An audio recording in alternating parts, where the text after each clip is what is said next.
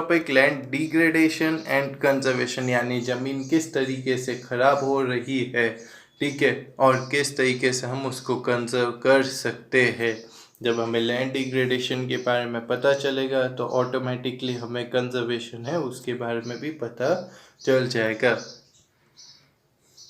Land degradation के बारे में बात करें, it is a process through which land become unfit for cultivation, यानी ये वो प्रोसेस है जिसके थ्रू लैंड है वो क्या हो रही है, अनफिट हो रही है। किसके लिए? कल्टीवेशन है उसके लिए। यानी ऐसे कुछ हम काम करते हैं जिसकी वजह से वो लैंड है वो क्या हो जाती है, अनफिट हो जाती है। कल्टीवेशन भाई यहाँ पर पॉसिबल नहीं हो पाता है, ठीक है। हो सकता है बाद में वापस से इसको यूटिलाइज करते, बट उसके लिए बहुत सारे साल है वो लग जाते हैं।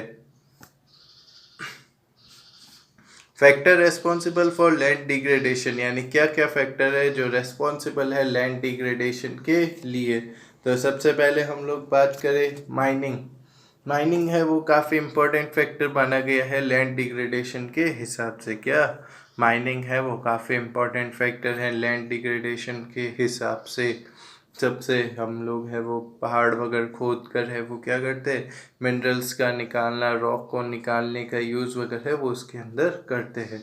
Then the first point, the mining sites are abundant after excavation work is over, यानी उस ज़मीन को हम खोखला कर तो देते हैं, खोद देते हैं, पर उसके बाद में उसके अंदर हम लोग वापस से कुछ वेस्ट नहीं डालते, जिसकी वजह से वो ज़मीन ऐसे ही पड़ी रह जाती है और वो काफ़ी ज़्यादा अर्थ को क्या करती है, नुकसान है वो पहुंचाती है। The excavation work leaves deep scars and other material which degrades the soil, यानी ये जो एक्सकेवेशन है यानी खुदाई है वो काफ़ी बड़े बड़े डीप है, स्कार्स यानी क्रैक्स वगैरह है वो लेकर आ जाती है, ठीक है, और इसकी वजह से सॉइल है वो भी डिग्रेड हो जाता है। ये हर स्टेट के अलग अलग एरियाज़ में इन कारण से लैंड डिग्रेड हो रही है ये बताया गया। जैसे कि भाई झारखंड है, छत्तीसगढ़ है, मध्य प्रदेश है एंड उड़ीसा है, ये कुछ क्या है हमारे स्टेट्स है जहाँ पर क्या है इन कारण से माइनिंग की वजह से लैंड है वो डिग्रेड हो रही है। अब एक क्वेश्चन कल बता देना मेरे को कि भाई टोटल हमारे यहाँ पर इंडिया में कितने स्टेट्स है, ठीक है, ढंग से रिसर्च करके आना, यूँ नहीं कि गलत नंबर्स बता दो। टोटल कितने स्टेट्स है और साथ ही साथ में चलो यूनियन टेरिटरीज है वो भी बता देना।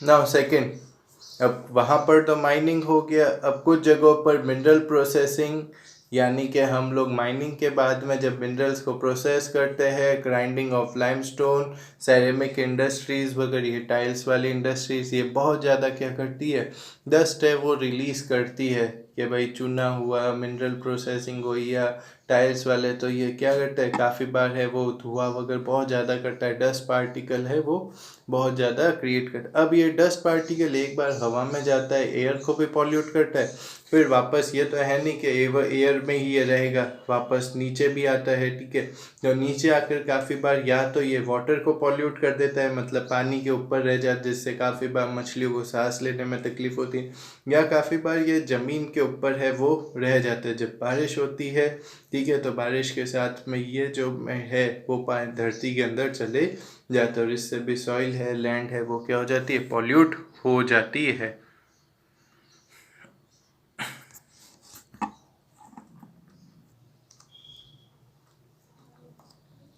ठीक, तो भाई ये कुछ मेन कारण है वो बताए गए थे लैंड के फर्स्ट पॉइंट के अंदर कि माइनिंग और उसके बाद में उसकी प्रोसेसिंग से है वो क्या हो जाती है, लैंड है वो ख़राब हो जाती है। फिर सेकंड पॉइंट है उसकी बात करें, ओवर ग्रेजिंग, ठीक है, यानी जानवरों का क्या है बहुत ज़्यादा चढ़ना, ठीक, ये भी काफ़ी बार है वो लैंड को क्या कर देता है, ख़राब कर देता है। जैसे कि अभी क्वारंटाइन है, हम लोग घर के अंदर है वो बैठे हैं कोरोना वायरस की वजह से, तो हम भी ओवर ग्रेजिंग कर रहे हैं ना, बहुत ही रोज़ कुछ नया बड़ा बड़ा के है वो खा रहे हैं। तब उस खाने की वजह से क्या हो रहा है कि हम खा तो जा रहे हैं, फिर धीरे धीरे फैलते चले जा रहे हैं, और बाद में क्या हो रहा है कि हम फैलने के साथ साथ में है वो क्या हो रहा है कि हमारा स्टोमक है वो भी ख़राब हो रहा है, तो ये भी नुकसानदायक है।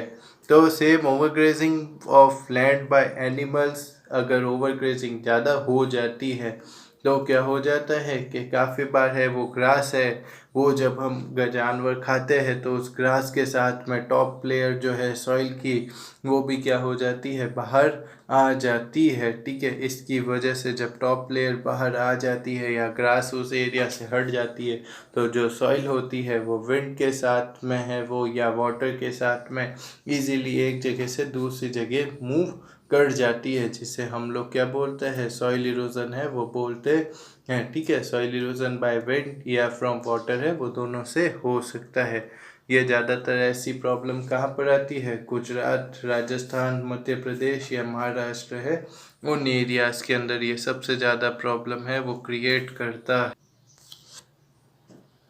Now next topic is over grazing. Over grazing भाई सिंपल सा टॉपिक है कि हम लोग है वो क्या है कि जब जानवर है वो क्या करते हैं, ज़मीन पर है जो ग्रास वगैरह पैस्चर लैंड है ये वहाँ पर ग्रास वगैरह है जो ग्रो की हुई है उस ग्रो हुई ग्रास को है जब वो खा जाते हैं या ज़मीन पर है वो बहुत ज़्यादा जब ग्रास वगैरह हुई या पैस्चर लैंड है वो ख़राब हो जाती है तो उसकी वजह से काफ़ी बार क्या होता है कि टॉप लेयर सॉइल है वो ब्लैंक हो जाती है। ब्लैंक इन सेंस मतलब है कि काफ़ी बार है वो जब ग्रास नहीं होगी तो वो सॉइल है वो ऐसे ही फ्लैट पड़ी रहेगी, फिर हवा तेज आने की वजह से या पानी आने की वजह से काफ़ी बार ये सॉइल है वो उड़कर दूसरी जगह चली जाएगी, जिसे हम सॉइल इरोजन है वो बोलते हैं, soil erosion due to wind और वाटर। तो ये मोस्टली किन स्टेट्स के अंदर है, गुजरात में, राजस्थान में, मध्य प्रदेश में, महाराष्ट्र के अंदर है वो काफ़ी ज़्यादा पाया गया है। फिर थर्ड पॉइंट आता है वाटर लॉकिंग। वाटर लॉकिंग मतलब होता है पानी का एक जगह पर इकट्ठा हो जाना। काफ़ी बार जब पानी का एक जगह इकट्ठा हो जाता है तो वाटर लॉगिंग जैसी प्रॉब्लम यानी जिसकी वजह से ज़मीन के अंदर सैलिनिटी या एल्केनिटी है वो काफ़ी ज़्यादा इंक्रीज़ हो जाती है। सॉइल के अंदर क्या होती है, सैलिनिटी और एल्केनिटी है वो इंक्रीज़ हो जाती है। खारापन हुआ या कुछ उसी का पार्ट है वो एल्केनिटी है, ये सब क्या होता है, इंक्रीज़ हो जाता है। ओवर इरिगेशन ऑफ लैंड, हम सोचते हैं कि भाई ज़्यादा पानी है वो पेड़ों को दे दो, पानी पेड़ों को ज़्यादा देंगे तो वो जल्दी ज़्यादा ग्रो है वो हो जाएंगे। ठीक है, वैसा नहीं होता है। ठीक, ओवर इरिगेशन ऑफ लैंड है वो लैंड डिग्रेडेशन का भी कारण बन जाता है। वाटर लॉकिंग, पानी का इकट्ठा हो जाता है जिसकी वजह से सैलिनिटी और एल्केलिटी है वो पानी के अंदर क्रिएट होती है और उससे पानी के अंदर जो सैलिनिटी वगैरह होगा ये सॉइल के साथ में मिक्सअप हो जाती है और ज़मीन है वो क्या हो जाती है, अनफिट हो जाती है। किसके लिए, कल्टीवेशन है उसके लिए ना। Fourth point, industrialisation. इंडस्ट्रियलाइजेशन की बात करें, industrial waste also lead to water and land degradation. के भाई इंडस्ट्रियल वेस्ट है वो काफ़ी बार क्या करता है, लैंड है उसको है वो काफ़ी बार क्या कर देता है, लैंड है उसको ख़राब कर देता है और वाटर है उसको भी क्या कर देता है, पॉल्यूट कर देता है।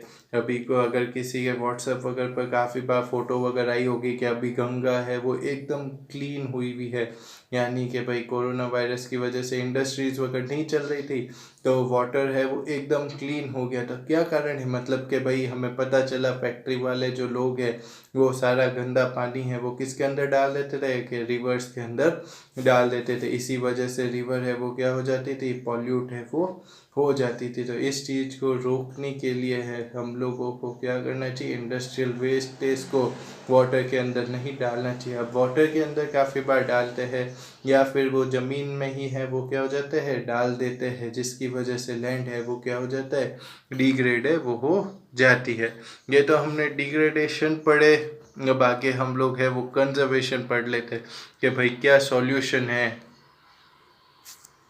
दो सिंपल सा है। सबसे पहले ए फॉरेस्टेशन मतलब है कि भाई ज़्यादा से ज़्यादा है वो ट्रीज़ को ग्रो करो। ए फॉरेस्टेशन है वो होना चाहिए, ज़्यादा से ज़्यादा क्या हो, ट्रीज़ है वो ग्रो होने चाहिए। Second point, proper management of grazing, मतलब कि भाई एक एरिया फिक्स कर दो कि इस एरिया से अभी जानवर है वो खाना खाएंगे, ठीक है, तो अगले एरिया को डिवाइड कर देते हैं कि भाई नेक्स्ट टाइम उस जगह पर है वो जाएंगे। थर्ड, एक फिक्स करो जानवरों के टाइमिंग। इसके अलावा अब ये तो है नहीं हम जानवरों कहेंगे अब रुक जा बस शांति, ऐसा तो होगा नहीं। हमें ओवर ग्रेजिंग है उसको कंट्रोल करने के लिए अलग अलग मेजर्स है वो अपनाने होंगे।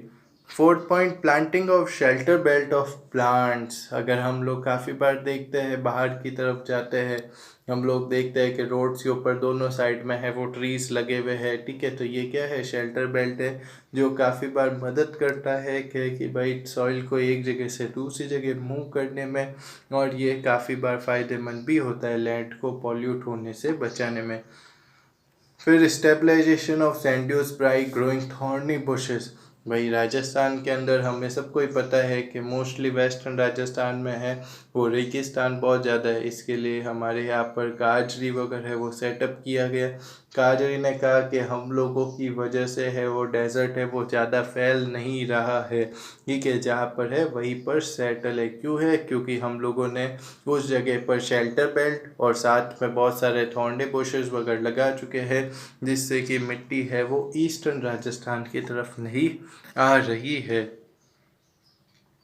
6 point, proper management of wasteland. यानी वेस्टलैंड है उसका क्या करना है, हमें प्रॉपर मैनेजमेंट है वो करना है, ठीक है। प्रॉपर मैनेजमेंट करेंगे हम वेस्टलैंड का, तभी हमारे लिए बहुत ज़्यादा फ़ायदेमंद है। जैसे हमारी मम्मी घर के अंदर जो चीज़ है ख़राब हो रही है उसको कैसे यूटिलाइज़ करती है, तो हम सबको ही आना चाहिए कि कोई भी चीज़ को वेस्ट नहीं करना। वैसे ही लैंड को भी है जो वेस्ट पड़ी है उसको किस तरीके से यूटिलाइज़ कर सके कि भाई नॉन एग्रीकल्चर या एग्रीकल्चर पर्पज़ है उसके लिए।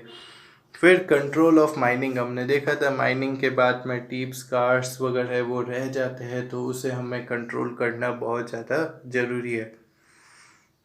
फिर proper discharge and disposal of industrial waste. Industrial waste को प्रॉपरली, भाई नदी के अंदर जो पानी हम पीते हैं जिसमें हम नहाते हैं, ठीक है, तो वैसी नदियों के अंदर हमें डिस्चार्ज नहीं करना है या डिस्पोज नहीं करना है इंडस्ट्रियल वेस्ट को। ना ही हम लोगों को लैंड के ऊपर जहाँ पर हम लोग काफ़ी बार है वो क्या करते हैं, हमारी बाकी एक्टिविटीज़ करते हैं, तो उस जगह पर इंडस्ट्रियल वेस्ट है वो नहीं डालना चाहिए। फिर 9 point, moisture conservation and weed control.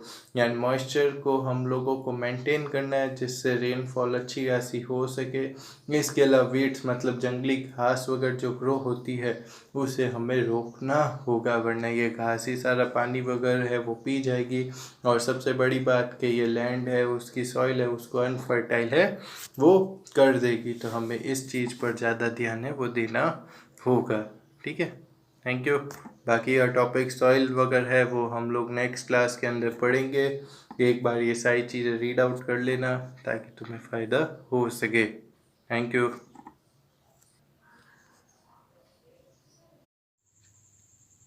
नमस्कार। जैसा कि हमने सेकंड डे है पढ़ा था और कुछ क्वेश्चंस वगैरह वो मैंने तुम लोगों को दिए थे, तो अब उन्हीं क्वेश्चंस के कुछ आंसर्स वगैरह है वो तुम्हारे सामने है वो दिखा रहा हूँ कि भाई तुम लोगों ने क्या लिखा है और आंसर्स क्या होने चाहिए उसके बारे में एक बार है वो तुम चेक कर लो, ठीक है। पहले कोशिश यही करो कि भाई तुमने जो करा है वो चेक करो कि भाई हमने सही करा है या नहीं। उसके बाद में यहाँ पर आंसर्स है वो चेक करा करो ताकि तुम्हारे को क्या हो सके, फ़ायदा है वो हो सके। तो वेरी शॉर्ट आंसर्स जैसे कि मैंने फर्स्ट सेकंड थर्ड तीन है वो दिए थे, तो उनके आंसर्स वगैरह आपके सामने है वो देख सकते हो।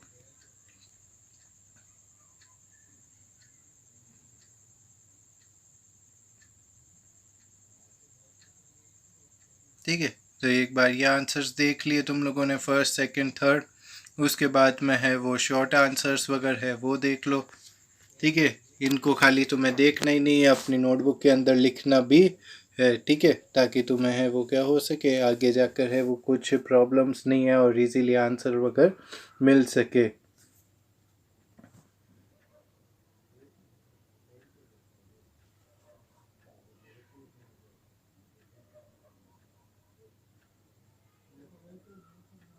ठीक है, short answers, what is agenda 21, it to principles.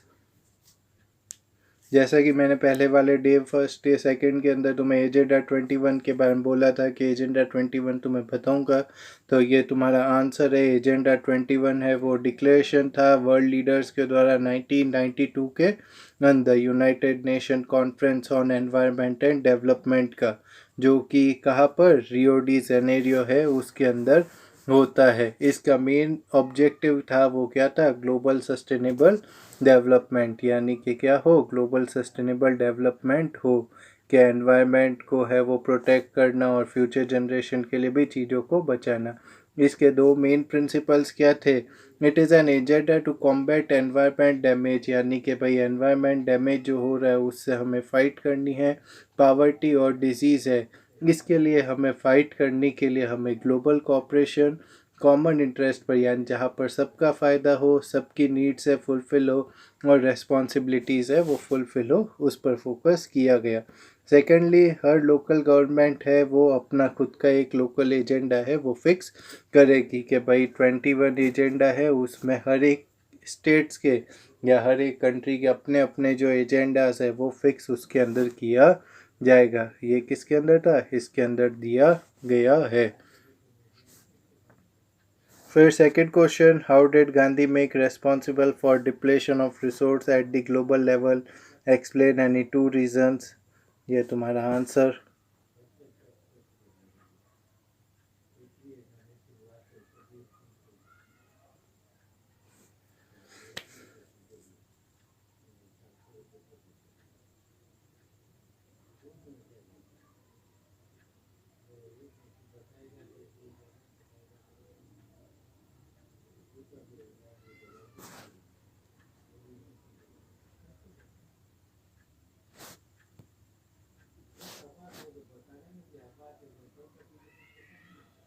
ठीक है, ये आंसर थोड़ा सा करेक्शन हो गया कि always want more from the nature, यानी हमारी इच्छाएं है वो क्या होती है, कभी फुलफिल नहीं होती, हर बार कुछ ज़्यादा ही हमारी नीड्स होती है। 2 पॉइंट्स ये दिए गए हैं कि एक हमारी डिमांड फुलफिल होती है, हम दूसरी डिमांड की तरफ आगे बढ़ते चले जाते हैं, और ये हमारी इच्छा है वो क्या होती है, कभी ख़त्म नहीं होने वाली होती है।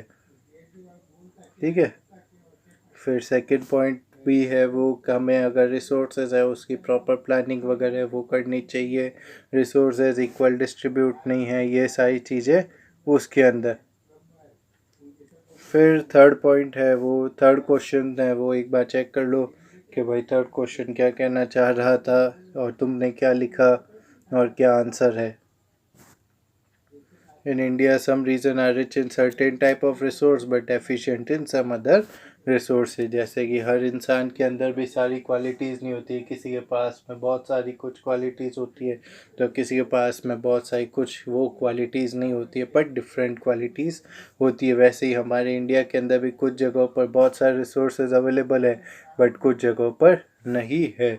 ठीक है, जैसे कि झारखंड हुआ, छत्तीसगढ़ हुआ, मिनरल कोल डिपॉजिट बहुत है, वही अरुणाचल प्रदेश वगैरह है, वहाँ पर इंफ्रास्ट्रक्चर डेवलपमेंट है वो नहीं है बट वाटर अवेलेबिलिटी बहुत ज़्यादा है।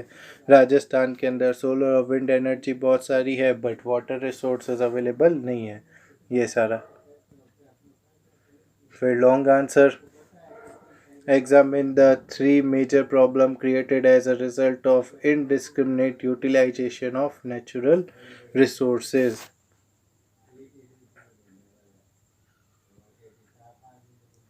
यहाँ पर ये कुछ पॉइंट्स है वो दिए गए हैं, एक बार देख लो। 3 मेन प्रॉब्लम्स, एक ज़्यादा ही प्रॉब्लम लिखी हुई है कुछ, तो उसको भी अगर ये लर्न नहीं हो कि भाई तुम्हें लगता है कि ये अपने को याद नहीं हो, तो फिर बाकी आगे भी देख सकते हैं।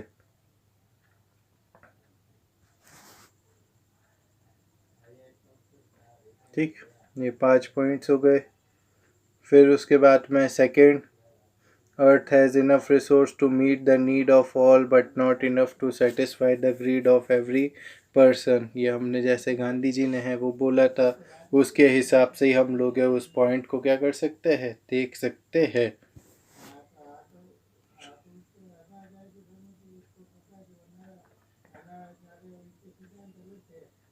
ठीक, ये कुछ पॉइंट्स दिए गए हैं, एक बार वो चेक कर लो, लिख लो, याद कर लो, सारा तुम्हारे कोई फ़ायदा होना है। फिर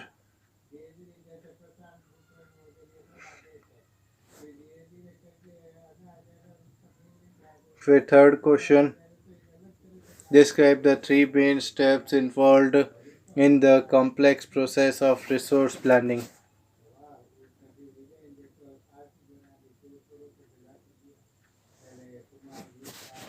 फिर रिसोर्स प्लानिंग वगैरह है वो टेक्निक और स्किल्स ऑफ प्रॉपर यूटिलाइजेशन, ये सारा 3 फेसेस होते हैं, बहुत इम्पोर्टेंट है। एग्ज़ाम के अंदर काफ़ी बार पूछा भी गया है कि भाई 3 फेसेस रिसोर्स प्लानिंग के, तो उसमें रिसोर्स इन्वेंटरी, इवैल्यूएशन और जो है वो क्या है नेशनल डेवलपमेंट प्लान है, उस पर डिपेंड करता है कि भाई आखिरकार रिसोर्स की कंट्री के अंदर किस चीज़ की ज़रूरत है और हम कौन सा रिसोर्स है वो डेवलप कर रहे हैं, ये सारी चीज़ें हैं वो इस पर होती है। ठीक, अब जैसे कि भाई सेकेंड डे के तो क्वेश्चन आंसर हो गए, बट आज के तो क्वेश्चन आंसर अभी तक तुम्हें मिले नहीं हैं, तो तुमने तो बड़े खुशी माना लिया कि भाई सर ने थैंक यू बोल दिया तो अब हमें क्वेश्चन तो मिलेंगे नहीं। बट सॉरी, आपको आज के भी कुछ क्वेश्चन है वो लिखने हैं। ठीक, थर्ड हमारे, बट इस बार है कोशिश है कि तुम्हें आंसर नहीं दिया जाए, तुम अपने आप ही फाइंड करो, डाउट हो तो वो तुम लोग मुझे पूछ सकते हो। ठीक है, मैसेज कर देना, मैं तुम लोगों को बता दूंगा, बट पहले तुम खुद ही है वो ढूंढो। वेरी शॉर्ट आंसर ये दिए गए हैं 3 question easily. Describe fellow land in 1 sentence. 1 sentence मतलब प्रॉपर एक्सप्लेनेशन तुम्हें देना है फेलो लैंड का पूरा। डिस्क्राइब भी साथ में यूज़ किया गया है। फिर short answer, explain any 3 purpose for which land resources are used. What are the main advantage of Indian land under variety of relief feature? Explain the main cause of land degradation in Gujarat, Rajasthan and मध्य आगे प्रदेश। ठीक है, कि वो यूँ नहीं कि भाई sir ने मध्य लिखा अब हम ढूंढते ही रहिए मध्य क्या है, क्या हो गया मध्य प्रदेश, और how can it be checked. तो ये सारे हम लोगों को है वो देखना है। और अच्छी बात, आज लॉन्ग आंसर में खाली तुम लोगों को एक ही लॉन्ग आंसर दिया गया है। ठीक है, तो इस एक लॉन्ग आंसर को है वो तुम्हें कंप्लीट करना है। थैंक यू वेरी मच, बाकी का कल हम टॉपिक